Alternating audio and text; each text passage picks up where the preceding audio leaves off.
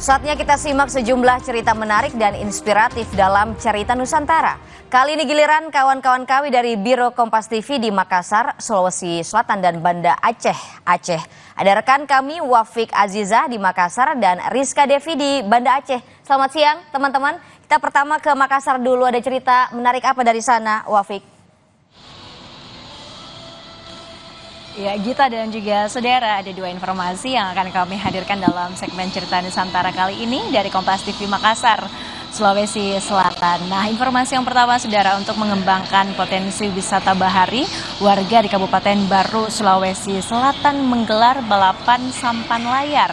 Lomba tahunan ini kembali digelar dan menarik banyak minat warga.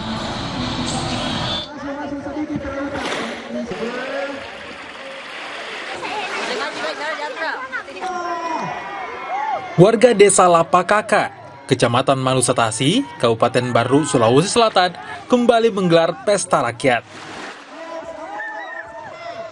Namun, pesta rakyat warga bukan makan bersama ataupun hajatan, melainkan lomba perahu sampan berlayar. Para peserta lomba wajib menggunakan sampan tradisional yang diberi layar. Lomba ini pun digelar di Pantai Selayang Pandang, salah satu lokasi wisata desa setempat. Untuk bisa menang, para peserta lomba wajib menempuh jarak tertentu sebelum akhirnya sampai di garis finish. Kemampuan memanfaatkan hembusan angin dan juga kemahiran mengemudikan kapal jadi salah satu kunci dalam perlombaan ini.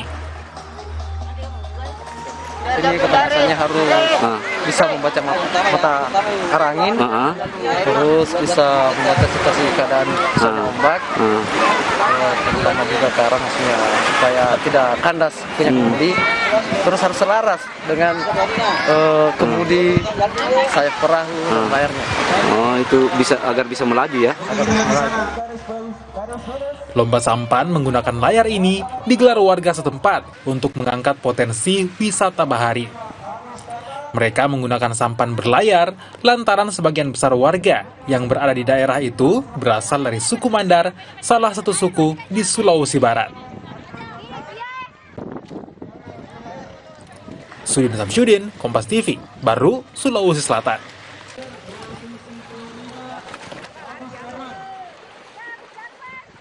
Wafik Azizah dari Makassar. Terima kasih rekan-rekan.